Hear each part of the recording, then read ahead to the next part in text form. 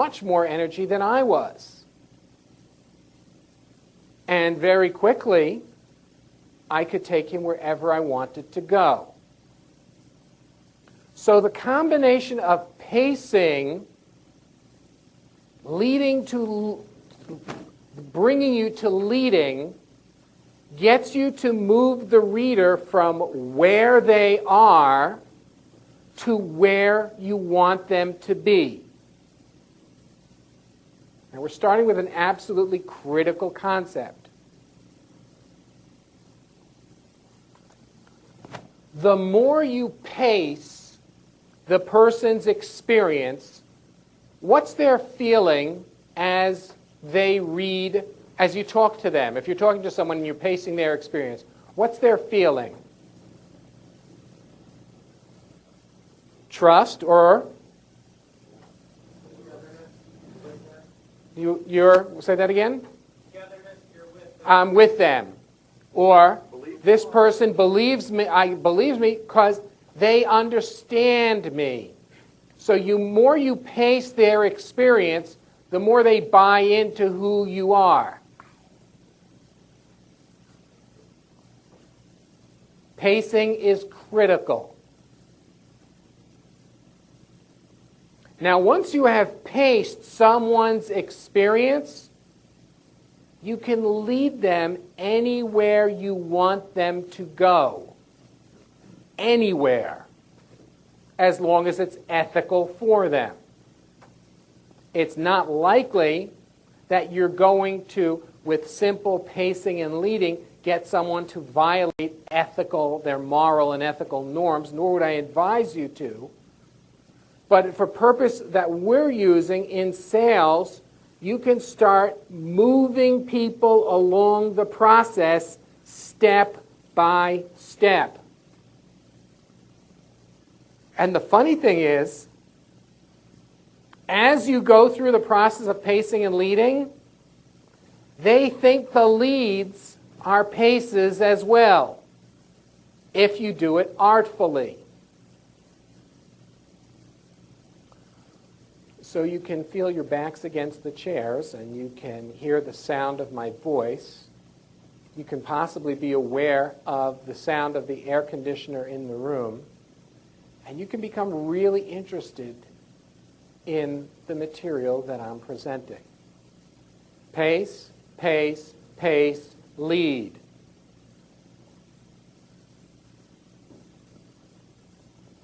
No one at the point when they lead them is going to go, wait a minute, wait a minute, wait a minute. This is just showing that I have no interest in the seminar whatsoever. If you pace a person's experience, they will plug everything. I feel like Cyndi Lauper in We Are the World. She came with like thick chains of jewelry, and they're like recording and recording. And in the background, they keep hearing this noise, and they don't know what it is. And then all of a sudden, they go, Cyndi, could you like take off that jewelry? And like all of a sudden, all the noise goes away. And it's maybe that was. I hope that's it. Okay. Let's. When you pace, you have to know what's the person's experience.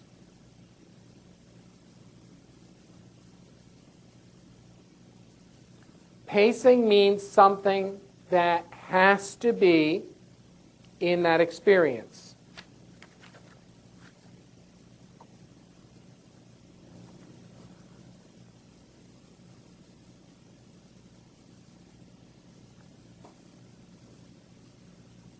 And the goal of pacing is to be artfully vague. Artfully vague means, and you might be able to notice your feet pressing on the floor. Notice the pressure in your right foot exceeds the pressure in your left foot by about 10 degrees. Notice that the slant, your right shoulder is above your left shoulder. and that your breathing rate has probably increased because the air conditioner came on to metabolize and warm up your body. That's not artfully vague. And when you are specific, you miss their experience. So we're going to start with an exercise. The exercise is as follows. You're going to get into groups of 3. And I regret the way that the room is set up, but it's best, so I'm going to suggest that for this exercise, work with people at your table, or if you came with somebody and you know them really well, I guess for this exercise you can do that, but for the next exercises, you want to work with people that you don't know all that well. And here's the exercise. You sit in groups of 3, A, B, and C. A is going to mention an experience that they enjoy. It should be a pleasant experience. So, for example, for Jason, it might be surfing. Okay? And you have, as soon as A mentions surfing, they close their eyes, and B starts to pace their experience as to what is going on in surfing. Okay? All of the things that are going on in surfing. And C watches A during B's pacing process. You should take about 5 to 8 minutes of pacing. What's going on during that experience? Riding a bicycle, walking in the park, lying on a beach, swimming in a pool, visiting Disney World, whatever it is.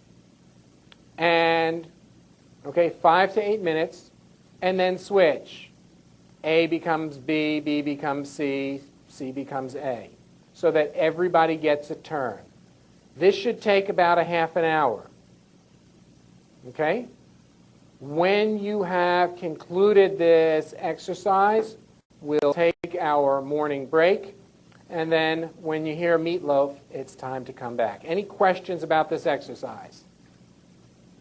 Okay, go do it.